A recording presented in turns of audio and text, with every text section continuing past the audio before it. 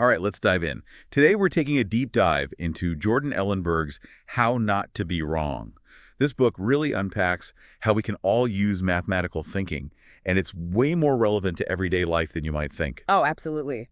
Published back in 2014, this book is full of practical insights, and Ellenberg does an amazing job of making it all clear and engaging, even if you're not a math whiz. That's what I loved about it. He kicks things off with this quote from Bertrand Russell. What is best in mathematics deserves not merely to be learnt as a task, but to be assimilated as a part of daily thought. That's such a great quote. It's not just about memorizing formulas, it's about incorporating that mathematical way of thinking into how we approach the world. Exactly. And he jumps right into a fascinating story in Chapter 1 about Abraham Wald and WWII planes. Ah, yes, the missing bullet holes. It's a classic example of how looking at data the wrong way can lead to disastrous conclusions. Okay, so imagine you're tasked with analyzing damaged aircraft to figure out where to add armor. What would you do? I mean, instinctively, you'd probably want to reinforce the areas with the most damage, right? Where all the bullet holes are concentrated. Right, that seems like the logical approach. Well, that's what everyone thought at the time. But Wald, a brilliant statistician working with the statistical research group, saw something others missed. He said, no, focus on where the bullet holes aren't. Wait, seriously, why would you reinforce the areas with the least damage? That seems counterintuitive. It's because they were only looking at the planes that survived their missions. The missing bullet holes actually represented areas where a hit was likely fatal, meaning those planes never made it back to be analyzed. Wow, so it's like judging a restaurant solely based on the positive Yelp reviews. You're missing half the story. Exactly. That's survivorship bias in action. We focus on the successes while ignoring the failures, which can skew our perception and lead to bad decisions. It makes you wonder how often we fall into this trap without even realizing it. Oh, all the time.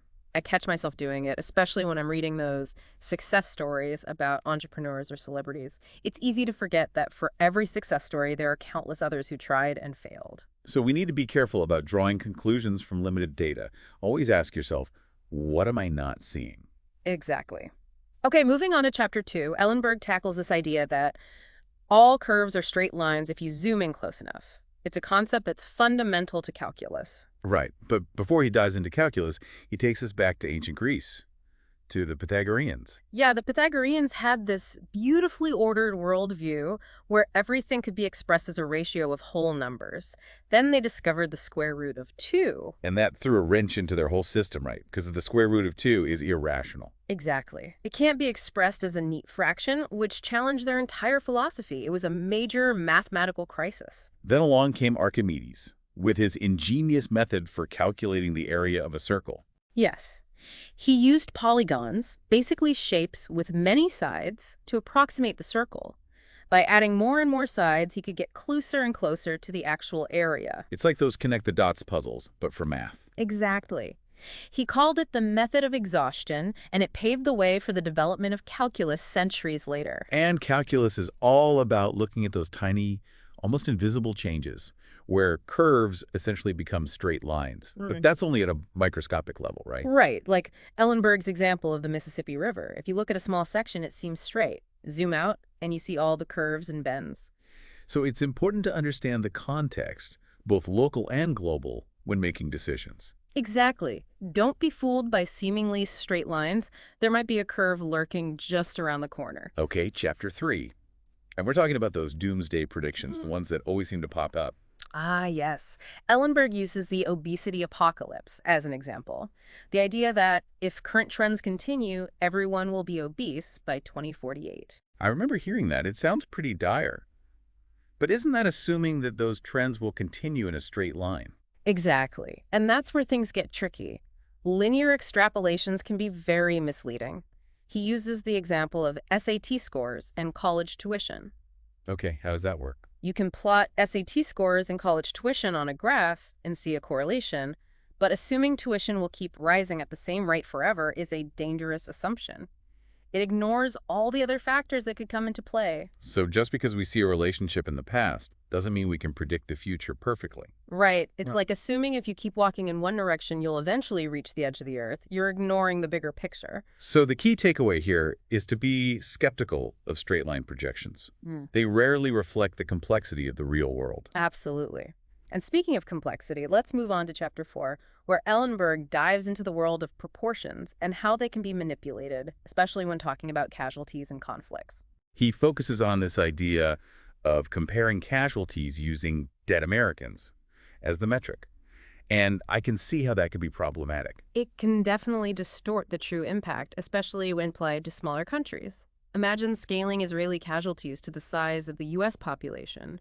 It would make it seem like millions had died, which is not an accurate representation. So it's like using different size measuring cups when you're baking. You're not getting a fair comparison. Exactly. Context is everything. We need to be critical of proportion-based arguments because numbers alone don't always tell the whole story. It's about looking beyond the raw data and understanding the nuances of the situation. Okay, let's wrap up part 1 with chapter 5, which tackles those tricky percentages. I've always been wary of statistics that rely heavily on percentages without providing the raw numbers. It's a smart instinct. Ellenberg uses the example of job growth in the non-tradable sector of the U.S. economy. As a percentage, it looked impressive, but the actual number of jobs created was relatively small. So it's kind of like saying, my investments went up 50% this year, when you only started with $100. Exactly. It sounds great, but the actual gain is insignificant. Percentages can make small changes seem huge or downplay significant differences. So the key is to always look at both the percentage and the underlying numbers. Don't let those percentages fool you. Couldn't agree more. Always dig a little deeper to get the full picture. Welcome back. We're picking up our deep dive into How Not to Be Wrong with Part 2, where we'll be tackling inference. It's all about how we draw conclusions from data, and as you'll see, it's a lot trickier than you might think. Inference. Yeah, it sounds a bit intimidating, but I'm ready to be challenged. Where do we start? Chapter 6 kicks off with this really intriguing story about a Baltimore stockbroker. And it sounds like something straight out of a movie. This guy comes up with a scheme to make himself look like a Wall Street genius. Okay, I'm hooked.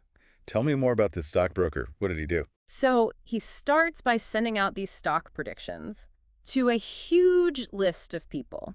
He tells half of them a certain stock will go up and the other half that it will go down. So he's not even trying to predict the market. He's just playing the odds. Exactly. It's pure chance at this point. But here's the clever part. The next week, he only contacts the people who received a correct prediction. Ah, I see where this is going. Right.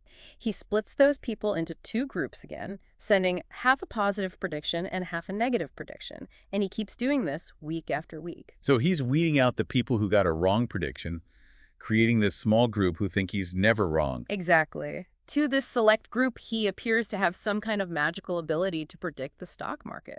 It's brilliant, but also pretty sneaky. What's the point of this story, though? How does it tie back to inference? Ellenberg uses it to illustrate the dangers of selective data and how it can lead to false conclusions. He connects it to the whole Bible code phenomenon. Oh, yeah, I remember hearing about that. The idea that there are hidden messages within the Torah. Right. Researchers claim they found correlations between names and dates that seem to predict historical events. But Ellenberg argues that if you have a large enough text and enough flexibility in how you choose those letter sequences, you can find patterns in pretty much anything. So it's less about divine revelation and more about cherry-picking data to fit a narrative. Exactly. And that's a crucial lesson for all of us in today's data-driven world. We need to be skeptical of those too-good-to-be-true patterns and demand strong evidence before accepting extraordinary claims. Don't believe everything you read, basically. Yeah. Okay, on to Chapter 7. And we're talking about a dead salmon. You heard that right. The dead salmon fMRI study, it's become quite famous in scientific circles. A dead salmon. In an fMRI machine. I'm so confused. Researchers put a dead salmon in an fMRI machine, the kind used to measure brain activity, and asked it to perform an emotional task. Okay, this sounds like a joke. It kind of was. It was designed as a satire, highlighting the problem of false positives in research. So a dead fish wasn't actually experiencing emotions. No, of course not. But they did find brain activity in the dead salmon. So what does that tell us? It highlights the issue of multiple comparisons. If you run enough tests, some will inevitably come back as statistically significant just by chance. So it's like playing the lottery enough times. Eventually you're bound to win something. Doesn't mean you have a gift for picking numbers, though. Exactly. So the more you poke around in data, the more likely you are to find something that looks like a real result. But it could just be random noise. This makes me think about all those headlines about groundbreaking scientific discoveries. I guess we should be more critical and look for studies that have been replicated by others. Absolutely. Now let's dive into Chapter 8, where we get back to some logic and reasoning with the null hypothesis and this interesting concept called reductio ad absurdum. Reductio ad absurdum. Okay, that sounds a bit intimidating. Can you break it down for me? It's actually pretty simple. It's a way of disproving something by showing that it leads to an absurd or impossible conclusion. The null hypothesis is basically saying, let's assume the thing we're trying to prove isn't true. Can you give me a real-world example to illustrate this? Sure, imagine someone claims the Earth is flat. We can use reductio ad absurdum to show why that's wrong. If the Earth were flat, airplanes would fly off the edge at some point. Right. But we know that doesn't happen. Airplanes fly around the world all the time. So the assumption that the Earth is flat leads to an absurd conclusion, which means the original assumption must be false. Ah, I see. So you're essentially proving something is false by demonstrating its logical consequences. Clever. And this type of reasoning is actually used in statistical hypothesis testing. We try to disprove the null hypothesis by showing that the data we observe would be extremely unlikely if it were true. Okay, that makes sense. Yeah. So it's all about challenging assumptions and looking for evidence that contradicts those assumptions. Exactly. Ellenberg uses this great example from the 1700s with John Michell and his work on star clusters. Oh, how did he apply this reasoning to stars? Michell was trying to figure out if those clusters of stars we see in the night sky are truly clustered or just randomly scattered. So he said, let's assume they are randomly distributed. Then he calculated the probability of seeing clusters as dense as the ones we observe if they were just randomly scattered. And what did he find?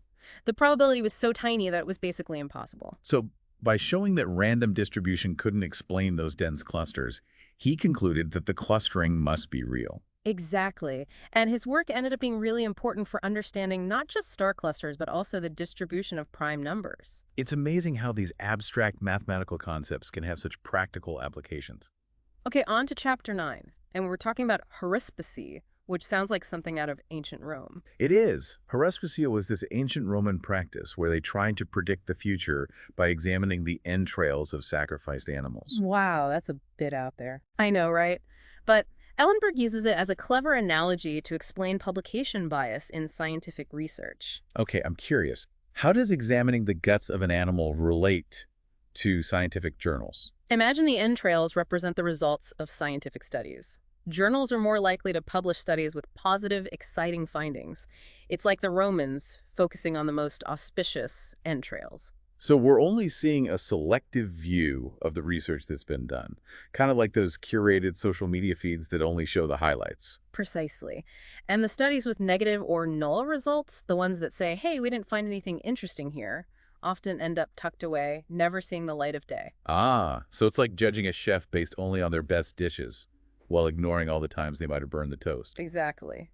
This file drawer problem can distort our understanding of the research landscape, making certain effects seem more prevalent than they actually are. So it's crucial to dig deeper and not just rely on the most sensational findings. Okay, let's move on to Chapter 10, where Ellenberg tackles Bayesian inference. Now that sounds a little science fiction-y. It might sound complex, but it's really just a very intuitive way of thinking about the world. It's all about updating our beliefs based on new evidence. So we start with a hypothesis and then adjust it as we gather more information. Exactly. Imagine you're trying to figure out if it's going to rain today. You look outside and see some dark clouds, which increases your belief that it might rain. Then you check the weather app and it says there's a 70% chance of precipitation. So you update your belief even further. That's Bayesian inference in action. You're constantly refining your assessment of the situation based on the evidence you have. Exactly. And this type of thinking is becoming increasingly important in today's world, where we're bombarded with information from all sides. I can see how that would be helpful. It helps us avoid jumping to conclusions and make more informed decisions. Absolutely. Bayesian inference is a powerful tool for navigating an uncertain world. All right, so we're back for the final part of our deep dive into how not to be wrong. And you mentioned that this part tackles the idea of expectation. I'm curious to see how Ellenberg approaches that. Well, he starts off with a rather provocative statement in Chapter 11. He calls lotteries a tax on the stupid. A tax on the stupid. That's a bold claim. Why does he say that? Because lotteries, while tempting, often exploit our tendency to overestimate our chances of winning. Yeah, I know the odds are slim. But there's that little part of me that thinks, hey, someone's got to win, right? Why not me? I get it. We all dream of hitting the jackpot. But it's important to understand the concept of expected value, which takes into account both the probability of winning and the potential payout. So it's not just about how much you could win, but how likely you are to actually win. Exactly. Hmm. And in most cases, the expected value of a lottery ticket is actually less than the cost of the ticket itself. So you're statistically more likely to lose money than to win big. That's the reality. It's not to say you can't enjoy the occasional lottery ticket, but it's good to go in with a clear understanding of the odds. Ellenberg actually uses a really interesting example to illustrate this. Buffon's needle problem. Poisson's needle problem. What's that? It's a classic problem in probability theory. Imagine dropping a needle onto a lined surface. The question is, what's the probability that the needle will cross one of the lines? Sounds tricky. It is. But the cool thing is, you can actually calculate that probability even though it seems like a random event. And this helps to demonstrate how we can calculate expected value even in situations with uncertainty. So understanding expected value can help us make better decisions about where to invest our time, money, and energy. Exactly. It's a great tool for assessing risk and reward, not just in gambling, but in all aspects of life. Okay, on to chapter 12. And this one has a really intriguing title, Miss More Planes. Now, how could missing planes possibly be a good thing? It sounds counterintuitive, right?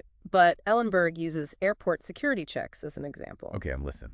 If our sole focus is on minimizing missed flights, we'd end up with insanely long security lines and these overly thorough screening procedures that would cause huge delays and inconvenience everyone. Yeah, I've definitely been in those lines where it feels like they're checking every single item in my bag. It's stressful. Exactly. So it's about finding the right balance between efficiency and risk. So sometimes it's okay to accept the risk of missing a plane if it means a smoother and more efficient process overall. Right. We often overestimate small risks while overlooking potential rewards. It's about being more comfortable with a bit of calculated risk. Interesting. It makes you think about all the areas in life where we might be playing it too safe. Okay, on to chapter 14, which explores regression to the mean. And I feel like this is something we've all experienced without even realizing it. Absolutely. It's this idea that things tend to even out over time. So like if a sports team has an amazing season, they're probably not going to be as amazing the following year. Exactly. Ellenberg uses that example. Their performance is likely to regress back towards their average, regardless of whether they were celebrated for their success or criticized for their failures. It's like that saying, what goes up must come down. But in this case, it's more about statistical probability than gravity. Right. It's a statistical phenomenon. Understanding regression to the mean can help us avoid making incorrect assumptions about cause and effect. So just because a student aces a test one day, it doesn't mean they're a genius. And if they fail the next one, it doesn't mean they've suddenly become a bad student. Their performance is likely to settle somewhere in between. Exactly. Now, on to part 5 of the book. Things get a bit more philosophical here. Ooh, I like where this is going. Chapter 17 opens with a bold statement. There is no such thing as public opinion. There's no such thing as public opinion. Wow, so he's saying people don't have opinions. Not quite. It's more nuanced than that. He's challenging the idea of public opinion as this single, unified entity. Right. People are diverse. Their opinions vary wildly depending on the issue, their background, their experiences. Exactly. And polls and surveys, while useful tools, often oversimplify complex issues into these neat yes or no answers. And we all know how easily those polls can be influenced by the wording of the questions, who's being asked, and even things like social pressure to give a certain answer. Right. So it's not about dismissing people's opinions. It's about recognizing the limitations of trying to capture something as complex and multifaceted as public opinion with these simple statistical measures. It's a good reminder to be cautious about those sweeping generalizations about what the public thinks. Absolutely. Okay, and finally, we reach the grand finale of the book, Chapter 18, and the title is absolutely epic.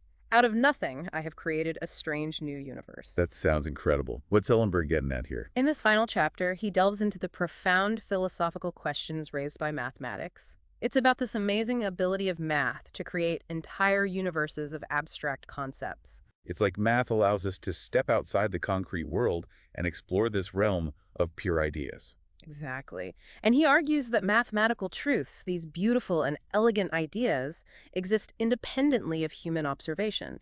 Yet, our understanding of them is constantly evolving. It's a journey of discovery that never ends. It's like math is this vast, uncharted territory that we're still exploring, uncovering new insights and connections all the time. And that, I think, is a perfect way to sum up the overall message of how not to be wrong. It's a reminder that mathematical thinking isn't just about crunching numbers or solving equations. It's a way of engaging with the world, a lens through which we can see things more clearly and deeply. It's about embracing curiosity, challenging assumptions, and always being open to new ways of thinking. Well, this has been a truly mind-expanding deep dive. We've covered everything from survivorship bias to the Bible code, dead salmon, and even ancient Roman rituals.